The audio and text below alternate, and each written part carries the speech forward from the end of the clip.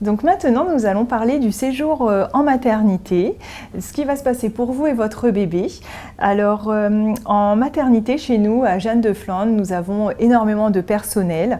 La sage-femme qui s'occupe de la femme qui vient d'accoucher, la puéricultrice qui va s'occuper du bébé, du rythme du bébé, de l'alimentation, de ses besoins, l'auxiliaire de puériculture qui sera présente pour faire la toilette de la maman, du bébé, qui sera toujours là aussi pour vous aider, vous accompagner dans cette connaissance avec votre petit.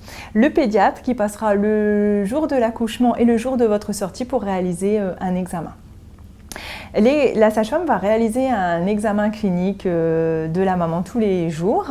On va venir vérifier la poitrine, s'il y a une montée de lait ou pas, si elle est douloureuse ou pas. Et on va venir regarder votre utérus. Votre utérus qui, après l'accouchement, sera au niveau de l'ombilic. Et vous allez ressentir à nouveau des petites contractions que nous appelons des tranchées qui vont permettre à votre utérus de retrouver sa taille initiale. Ces tranchées peuvent vraiment passer inaperçues si c'est votre premier bébé. Et plus vous avez d'enfants, plus vous pouvez les ressentir. La nature est vraiment bien faite parce que ces fameuses tranchées arrivent au même moment que l'allaitement maternel, parce que c'est la même hormone qui va fabriquer la lactation et les contractions. Du coup, lorsque vous aurez votre bébé au sein, ne soyez pas surpris si vous sentez des petites contractions au niveau de votre utérus, c'est tout à fait naturel. Nous allons vérifier aussi votre périnée, les saignements, la quantité, l'odeur pour éliminer un risque d'infection. Vous allez saigner comme des règles très hémorragiques les 3 premiers jours et ensuite ces fameux saignements que nous appelons des lochies vont devenir marrons et vous allez perdre ces fameux lochies pendant une quinzaine de jours. On va vérifier votre périnée, s'il y a eu des fils au moment de l'accouchement, si on a dû effectuer une épisiotomie ou une déchirure, vérifier que la cicatrisation se passe bien, vérifier si éventuellement la patiente a des hémorroïdes suite à son accouchement. Voilà, c'est l'examen. Et puis on va aller vérifier aussi les jambes pour un risque éventuel de phlébite après un accouchement qui est très important. N'hésitez pas à contacter la sage-femme pour vous accompagner et répondre aux questions éventuelles. Ce qui peut arriver aussi pendant votre séjour en maternité, c'est le baby blues. C'est quelque chose de naturel, normal, c'est un changement hormonal tellement intense dans le corps de la maman qui fait que maman peut rire, pleurer pendant son séjour régulièrement alors qu'elle n'est pas forcément attristée à ce moment-là. Ça arrive souvent au 3e jour, lié aussi avec la montée de lait, mais aussi avec le manque de sommeil. Parce que pendant la grossesse, eh bien, les mamans ne dorment pas beaucoup, les mamans sont fatiguées. Et le premier jour, la première nuit après la naissance, eh bien maman est en super forme.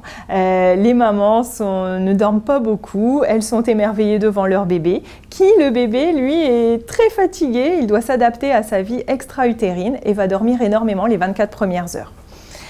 2e jour, eh bien, le bébé va réclamer à manger régulièrement et cette 2e nuit, maman sera fatiguée, elle aura envie de dormir, elle va poser son petit dans le berceau et à ce moment-là, le bébé pourra pleurer et si elle le reprend dans les bras, eh bien, le bébé sera rassuré, il arrêtera de pleurer. Alors notre bébé ne fait pas du tout de coliques de bras, ça ce n'est pas vrai. Notre bébé a simplement besoin d'être rassuré parce que le bébé ne connaît que le ventre de sa maman, le mouvement, il est toujours en mouvement dans le ventre de sa maman, il entend beaucoup de bruit, le cœur de la maman qui bat, la digestion, ça fait beaucoup de bruit pour lui et s'il est dans son berceau, qu'il n'y a plus de mouvement, plus de bruit, c'est stressant pour lui. Il n'a plus l'odeur de maman non plus, alors que dans les bras de sa maman ou dans les bras de son papa, eh bien, il peut ressentir cette odeur et être rassuré.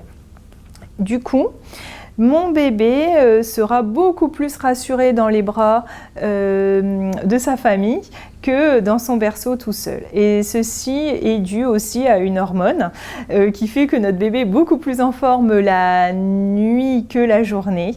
Mais je ne sais pas combien de nuits et combien de semaines cela va durer.